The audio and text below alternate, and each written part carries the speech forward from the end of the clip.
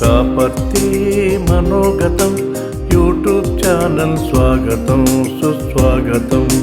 స్వాపర్తి మనోగతం YouTube channel స్వాగతం సుస్వాగతం. ప్రతి సంవత్సరము మే నెల 2వ ఆదివారంలో జరుపుకుంటారు. సరే, ఒక్క నిమిషం అక్కడ ఆపుదాం, హోల్డ్ చేద్దాం. జననీ జన్మభూమిశ్చ స్వర్గాదపి గరీయసి అన్న సంస్కృత శ్లోకం మీరు ఎప్పుడు విని ఉండవచ్చు. ఒక్కసారి మళ్ళా వివరం తెలుసుకుందాం. అంటే ఈ మాట అన్నది వాల్మీకి, రామాయణాన్ని రాసినటువంటి వాల్మీకి గారు చెప్పిన శ్లోకం ఇది. అంటే జనని అంటే తల్లి, జన్మభూమి అంటే మనం పుట్టిన భూమి, ఈ రెండు కూడా స్వర్గము కంటే ఎక్కువ అని చెప్పడం జరిగింది. సరే, దాని వివరణ నేను తర్వాత వస్తాను. ఇప్పుడు మదర్స్ డే మే 2వ ఆదివారంలో ఎందుకు జరుపుకుంటాము, దాని యొక్క చరిత్ర ఏంటి అనే విషయాన్ని మీతో డిస్కస్ చేయడానికి మీ ముందుకు రావడం జరిగింది. కొంత లేట్ అయిన మాట నిజమే, కానీ బెటర్ లేట్ దెన్ నెవర్ అన్నట్టుగా ఇది మదర్స్ డే జరపాలన్న ఉద్యమము ఎవరైతే స్టార్ట్ చేశారో అన్నా జావెస్, అదే మహిళ పూర్తిగా 10 ఏళ్ళు పూర్తి కాకముందే లేదు మదర్స్ డే జరపకూడదు అని పెద్ద ఉద్యమం చేసి కానీ జైలుకు కూడా పోయిన సంగతి మీకు తెలుసా? నేను అబద్ధం చెప్పడం లేదండి. మీరు కావాలంటే యూట్యూబ్లో సెర్చ్ చేయవచ్చు, జెమినైలో అడగవచ్చు, ఇంకెక్కడన్నా గూగుల్లో అడగవచ్చును. ఆ విషయానికి వస్తాను, క్లియర్గా వినండి, తప్పనిసరిగా చూడండి. అది 1906 అమెరికా ఫిలడెల్ఫియాలో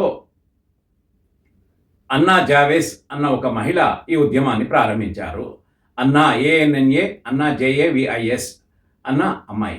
వాళ్ళ తల్లి సింగిల్ పేరెంట్ అట, చాలా కష్టపడ్డది పిల్లల కోసం అని చెప్పేసి. అప్పుడప్పుడే అక్కడ అమెరికాలో ఫ్యామిలీ బ్రేకప్ అయి లివింగ్ సిస్టమ్ అంటే స్త్రీ పురుషులు కలిసి జీవించడం ప్రారంభమైంది. సరే, కొంతకాలం బాగానే ఉన్నా కానీ పురుషులు ఆ తల్లి అయిన తర్వాత పెళ్లి కాకుండానే బాధ్యత తీసుకునేవాడు కాదు, ఎక్కడో పారిపోయేవాడు. దాంతో ఈ భారం అంతా కూడా తల్లుల పైన ఎక్కువగా పడేది. సరే, పురుషుడైతే వదిలించుకుంటాడు హాయిగా, కానీ తల్లి అమెరికాలో ఉన్నా, ఇండియాలో ఉన్నా, ఆఫ్రికాలో ఉన్నా ఎక్కడ తప్పించుకోలేదు. కాబట్టి అన్నా జావేస్ తల్లి ఈ అనాథ పిల్లల యొక్క సంరక్షణ కోసం అని చెప్పేసి చాలా కష్టపడ్డది. ముఖ్యంగా చర్చిలలో వీళ్లకు సంరక్షణ దొరికేది. అయితే తల్లి కూతురు లేదా తల్లి కొడుకు వీరికి సంక్షేమం కోసమని, వీరి యొక్క అభివృద్ధి కోసమని ఈమె పడే కష్టాలను చూసి చెలించి వీరి యొక్క అభివృద్ధి కోసం అని చెప్పేసి ఒక డే జరుపుకోవాలి, మదర్స్ డే జరుపుకోవాలి అని చెప్పేసి ఆవిడ చర్చిలో ఆర్గ్యుమెంట్ చేయడం ప్రారంభించింది. ప్రార్థన కూడా చేసేదట. అయితే తల్లి పడ్డ కష్టము అన్నా జావేస్ చూసిన తర్వాత 1909లో మదర్స్ డే జరపాలి అని చెప్పేసి ఉద్యమం ప్రారంభించింది. అప్పుడే ఒక డిపార్ట్మెంటల్ స్టోర్ యజమాని కూడా అవును మదర్స్ డే జరపాలి తప్పనిసరిగా అని చెప్పేసి ఆయన కొంత ఆర్థిక సహాయం చేయడంతో ఫిలడెల్ఫియాలో ఈ ఉద్యమం ప్రారంభమైంది. తర్వాత అనేక ఉద్యమాలు చేసిన పిమ్మట మెల్లమెల్లగా సరే మదర్స్ డే ప్రారంభించడం అయితే జరిగింది. 1914 అమెరికా అధ్యక్షుడు వుడ్రో విల్సన్ అఫీషియల్గా మదర్స్ డే ప్రతి సంవత్సరము మే 2వ ఆదివారంలో జరపాలా అన్నది డిసైడ్ చేశారు. సరే, కొంతకాలం అంటే ఎక్కువేం కాదు, 5-6 ఏళ్ళు బాగానే జరిగింది.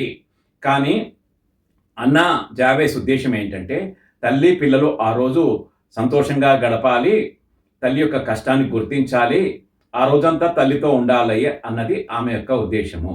కానీ మెల్లమెల్లగా ఏమైందంటే శ్రీశ్రీ చెప్పినట్టుగా కాదు కవితకు అనర్హము ఏది అన్నట్టుగా ఈ మదర్స్ డే కూడా పెద్ద వ్యాపార ప్రకటనగా మారింది. డిపార్ట్మెంటల్ స్టోర్స్ అంతా కూడా ఆ పేరుతో మదర్స్ డే సందర్భంగా కార్డ్స్, చాక్లెట్స్, బిస్కెట్స్ అమ్ముకోవడము, అట్లాగే మదర్ డేకి ఏదో ఒక గిఫ్ట్ ఇచ్చేసి మర్చిపోవడము అన్నది ప్రారంభమైంది. ఇది పూర్తిగా వ్యాపారానికి దోహదం చేస్తుంది, నా కాన్సెప్ట్ ఇది ఇక్కడ కనిపించడం లేదు అని చెప్పేసి 1920లో లేదు మదర్స్ డే జరపకూడదు, నా కాన్సెప్ట్ నేను అనుకున్నది ఒకటి, ఇక్కడ వ్యాపార రంగంగా మారిపోయింది, పూర్తిగా ఇది పేదవారికి అందుబాటులో లేకుండా పోయింది. కాబట్టి ఈ ఉద్యమాన్ని జరపకండి, అంటే మదర్స్ డేని జరపకండి, ఆపేయండి అని చెప్పేసి పెద్ద ఎత్తున ఉద్యమం జరిపింది. కానీ వ్యాపారవేత్తలు, పోలీసులు రాజకీయ నాయకులు ఊరుకుంటారా? ఆమెని ఒకసారి తీసుకుపోయి ఆ మదర్స్ డే వచ్చే సందర్భంగా జైల్లో కూడా కూర్చోబెట్టారు. కానీ చివరికి ఏదైతే ఏమైంది కానీ వ్యాపారవేత్తల యొక్క మాటే కొనసాగుతూ ఉంది ఇప్పటికీ కూడా. తర్వాత అమెరికాలో ప్రారంభమైన మదర్స్ డే ఉద్యమం యూరప్కు తూర్పుకు పాకింది, తూర్పు నుండి ఇండియా కూడా పాకింది. కానీ ఇక్కడ ఈ మదర్స్ డే యొక్క ఉద్యమం యొక్క కాన్సెప్టే పూర్తిగా రద్దు చేయాలి అని చెప్పేసి అన్నా జావేస్ యొక్క పోరాటాన్ని మీరందరూ కూడా గమనించాలి. ఇక అసలు సంగతి, వాల్మీకి జననీ జన్మభూమిశ్చ స్వర్గాదపి గరీయసి అంటే ఏంటంటే, రామాయణంలో రాముడు రావణాసురుని యుద్ధంలో చంపేసి లంకకు వెళ్తాడు. రామలక్ష్మణులు లంక యొక్క వైభవాన్ని, లంక యొక్క గొప్పతనాన్ని, లంక యొక్క శక్తిని, లంక పట్టణం అంతా కూడా స్వర్ణమయమై ఉండేదట. ఆశ్చర్యపడి, అన్న లంకతో పోల్చుకుంటే మన అయోధ్య చాలా చిన్నది, కాబట్టి మనం ఎట్లాగో లంకను జయించాం కదా, ఇక్కడి నుంచే పరిపాలన చేద్దాము అని అన్నతో లక్ష్మణుడు చెప్పడం జరిగింది. ఆ సందర్భంగా రాముడు తమ్ముడిని ఉద్దేశించి జన్మభూమి, జన్మ తల్లి ఈ రెండు కూడా స్వర్గం కంటే గొప్పవి, కాబట్టి మనము ఎంత గొప్పదైనా కానీ లంకనే, అయోధ్య అయోధ్యనే, కాబట్టి మన జన్మభూమి అయిన అయోధ్యకు పోదాము అని చెప్పడం జరిగింది. అంటే వేల సంవత్సరాల క్రితమే జన్మభూమి యొక్క గొప్పతనాన్ని, తల్లి యొక్క గొప్పతనాన్ని మన పూర్వీకులు గుర్తించారు. కానీ మనం ఇప్పటికీ కూడా గుర్తించడం లేదు, అదే బాధ. అయితే ఇక్కడ మనం దేవుణ్ణి రోజు తలుచుకోవాలి అని అన్ని మతాలు చెప్తాయి. కానీ తల్లిని మాత్రం సంవత్సరానికి ఒకసారి తలుచుకోవడం అంటే 364 రోజులు తల్లిని మర్చిపోవాలా? కాదు కదా. కాబట్టి ఒకరోజు గుర్తుపెట్టుకునేది కాదు, ప్రతిరోజు కూడా గుర్తుపెట్టుకోవాలి తల్లిని. సాధ్యమైనంత వరకు తల్లికి సేవ చేయాలి, అప్పుడే మన జన్మ సార్థకం అవుతుంది. ఫ్రెండ్స్, నిజంగానే నేను ఇచ్చిన కాంటెంట్ మీకు నచ్చితే లైక్ చేయండి, బంధుమిత్రులకు షేర్ చేయండి, సబ్స్క్రైబ్ చేసుకోకపోతే చేసుకోమని చెప్పండి. సరే, మరొక్క మాట, మదర్స్ డే జరుపుకుంటారా జరుపుకోరా అన్నది మీ ఇష్టం. జై హింద్.